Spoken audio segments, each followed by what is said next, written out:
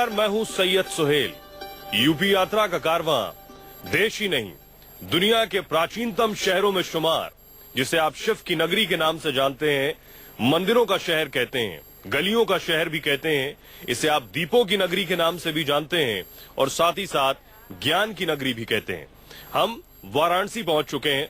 वाराणसी में लोकतंत्र का महापर्व यानी चुनाव 8 मार्च को है, इसलिए यहाँ की आबो हवा में भी चुनावी रंग घुल चुका है। यूपी यात्रा की शुरुआत हम वाराणसी के घाटों से ही करते हैं। आइए।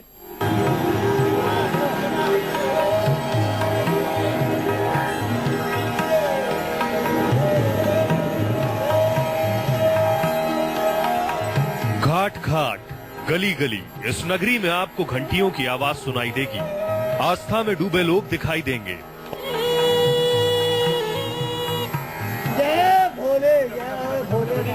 और हर मुद्दे पर गर्मा गर्म बहस करते लोग भी मिल जाएंगे। भोले की नगरी में शहर से लेकर गंगा किनारे तक अलमस्त लोग घूमते दिखाई दे जाएंगे। जो यहाँ के हैं वो यहाँ से कहीं जाते नहीं, और जो यहाँ एक बार आ जाता है उसे इस शहर की तासीर अपना गुलाम बना लेती है।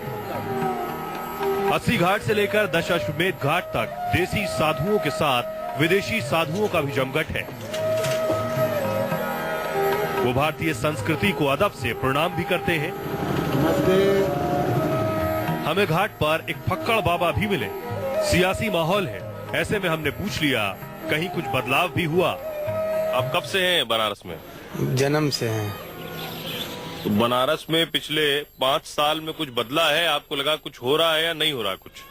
हो तो बहुत कुछ रहा है। जैसे दर्शन करने जाओ तो गाड़ी आती है कूड़ा की। जब दर्शन करने शाम को निकलो तो धूल उड़ती है पूरा। अच्छा। यही हो रहा है, सफाई हो रही खूब। मान्यता है गंगा में डुबकी से पाप धुल जाते हैं। सवाल ये कि गंगा नगरी में किस पार्टी के नेताओं को सियासी मोक्ष मिलेगा?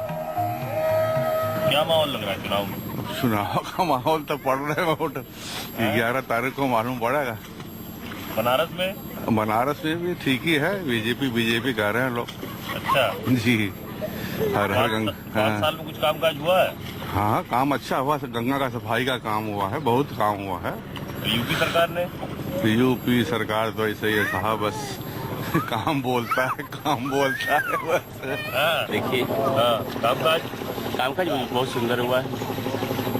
आप गंगा सफाई देख लीजिए। आप पहले आते होंगे तो पहले की पहले की अपेक्षा आप देख लीजिए। पहले बदबू आती थी पानी से, आनंद आ रहा है नहाने में। 5 साल में घाट बहुत बदला है। सफाई हुई है, हमारे यहाँ बैठने के लिए जगह बनी है। अभी देखने इतनी मिट्टी थी, सब बनी है।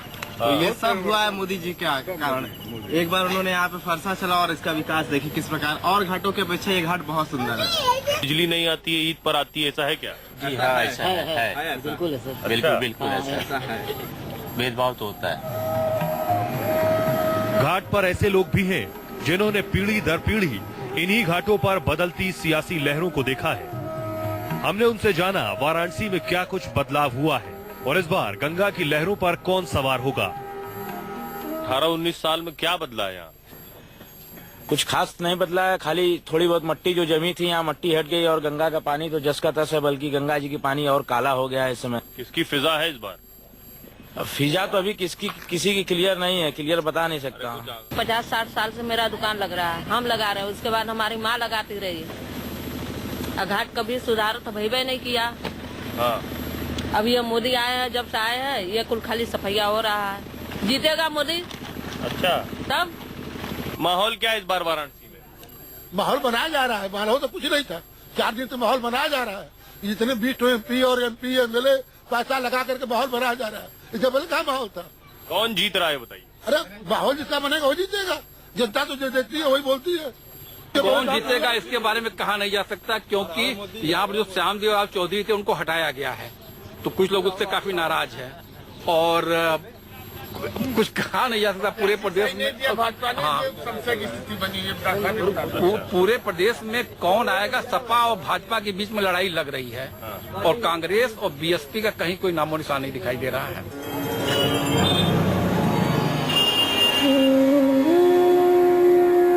सुबह बनारस से काशी महकने लगती है और शाम की आरती तक अलमस्तों का मेला सा लगा रहता है। इस मेले के बीच बनारस की तंग गलियों में कुछ ऐसे लोगों का बसेरा भी है जो दिन रात अपनी नजरों से महीन धागे को जोड़ जोड़ कर एक हुनर को सहेजे हुए हैं।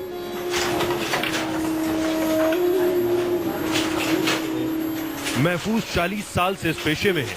एक साड़ी बुनने में करीब 15 से 16 दिन का वक्त लगता है, तब जाकर 2500 तक मेहनताना मिलता है, जबकि साड़ी बाजार में 10,000 तक बिक जाती है।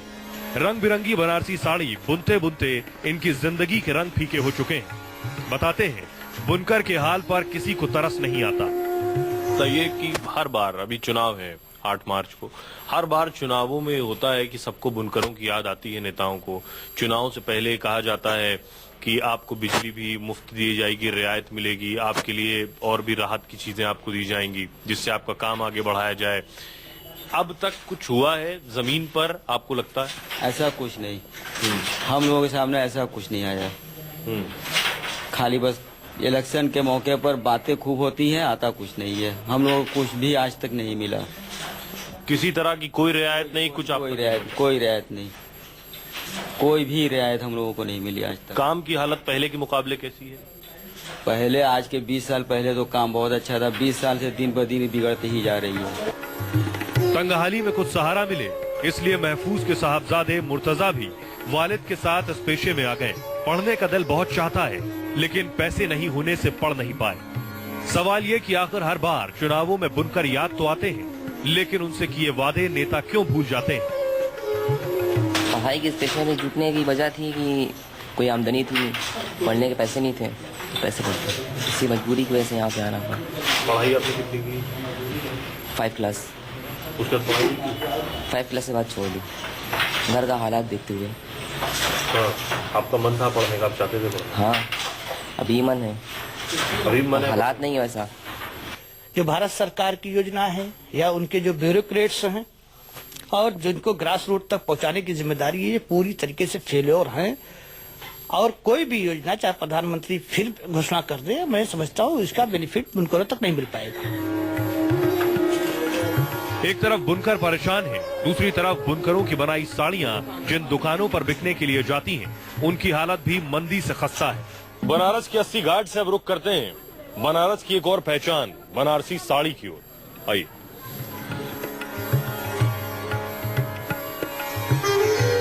एक से एक महंगी और खूबसूरत साड़ियाँ इन दुकानों पर मिल जाती हैं। बनारसी साड़ी काशी की खास पहचान है। इस पहचान से जुड़े लोग कहते हैं नोटबंदी से धंधा 5-6 साल पीछे जा पहुंचा है, लेकिन इन्हें उम्मीद है जो भी सरकार आएगी वो इनके बारे में सोचेगी जरूर। ये बताइए कि नोटबंदी से आपके कामकाज को फर्क पड़ा या नहीं पड़ा? जबरदस्त फर्क पड़ा है। ये एक तानाशाही फैसला था, मोदी सरकार का एक तानाशाही फैसला है जिसका कोई होमवर्क नहीं किया गया था कि बाद में इसका क्या होना है। अकाउंट में पैसा रहते हुए भी बुनकर को नहीं मिल पाया। जरूरतें उनकी पूरी नहीं हो पाई, यहाँ तक कि बहुत से घरों में चूल्हे नहीं जले। तो इसका होमवर्क नहीं किया गया था, इसकी तैयारी नहीं की गई थी, कोई ध्यान नहीं दिया गया था कि इसको रोकने पे क्या असर पड़ेगा। इस कारण ये है कि कोई भी योजनाओं का बाद में इसके ऊपर होमवर्क नहीं करते कि इसका क्या इम्प्लीमेंट हुआ कि नहीं हुई, इसका कितना फायदा बेनिफिट बुनकरों तक या जो भी योजना है उस तक वहां तक पहुंचा कि नहीं पहुंचा। तो बता रहा हूँ, पहली योजना जो बुनकरों की जो थी बनारस के अंदर इम्प्लीमेंट की गई बुनकर कॉलोनी की, आज तक उस कॉलोनी का पुरसहाल नहीं। महीन होती हसरतों को भी बदलाव का इंतजार है और उस इंतजार में पीढ़ी दर पीढ़ी खपती जा रही है, लेकिन अपने हुनर को छोड़ना इन्हें गवारा नहीं। ऐसे हुक्मरानों को अपनी जिम्मेदारी समझनी चाहिए जिससे एक हुनर तंगहाली में ना जी पाए। तो ये थी बनारस की पहचान, बनारसी साड़ी, और बुनकरों की आपने हालत देखी। एक छोटे से ब्रेक के लिए रुक रहे हैं। बनारस गलियों का शहर है और मेरे चारों तरफ आपको जो जाम और तेज हॉर्न दिखाई दे रहे हैं वो बता रहा है कि हम बनारस के 80 चौराहा पर हैं। यहाँ लोग हॉर्न पर हाथ रखकर भूल जाते हैं। यहाँ 80 चौराहे पर कोई टी स्टॉल है, चाय की दुकान है, यहाँ संसद से सड़क तक चर्चा होती है और कहते हैं प्रख्यात कवि धूमिल भी यहाँ आकर चाय पिया करते थे। 8 मार्च को बनारस में चुनाव है। आइए चलते हैं अंदर, लोगों से बात करते हैं और जानते हैं कि क्या है चुनावी चर्चा।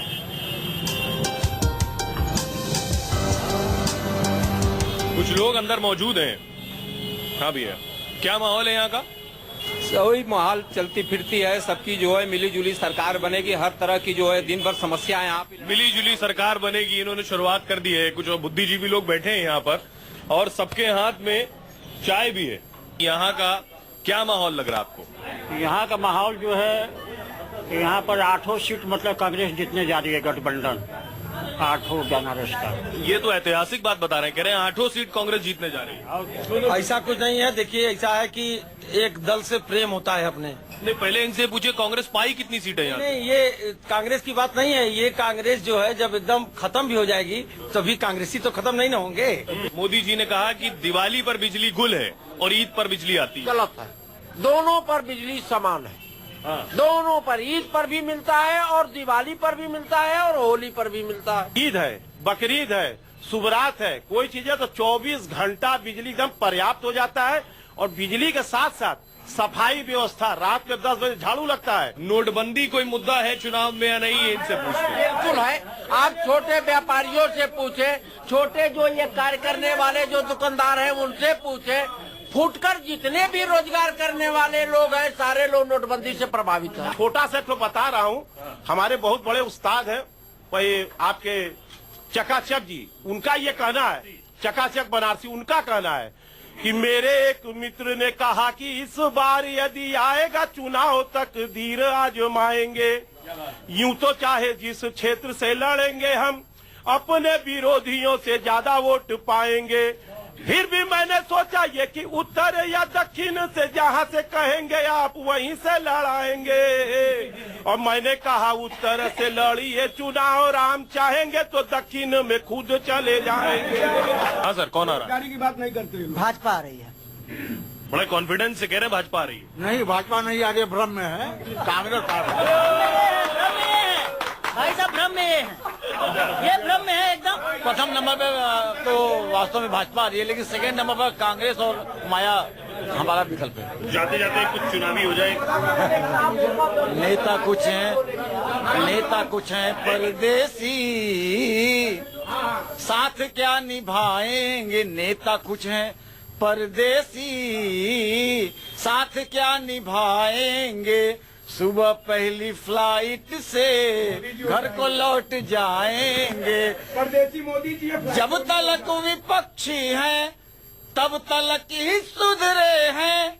दल बदल के आए हो क्यों, दोस्त किसका है। बन गए हैं सब मंत्री, ये इम्तिहान किसका है। ये उजाला घर बुला दो मगर ये तो बता दो ये 100 करोड़ का है भी मकान किसका है। जब तलक विपक्षी है तब तलक ही सुधरे हैं। मिल गई अगर कुर्सी देश बेच खाएंगे। ये बहुत बड़ा तंज कसा है इन्होंने देश की सियासत पर और नेताओं पर। 11 मार्च को सभी को फैसले का इंतजार है। बहुत बहुत शुक्रिया आप सभी का। कैमरामैन हिमांशु पांडे के साथ सैयद सुहेल, न्यूज़ 24 वाराणसी।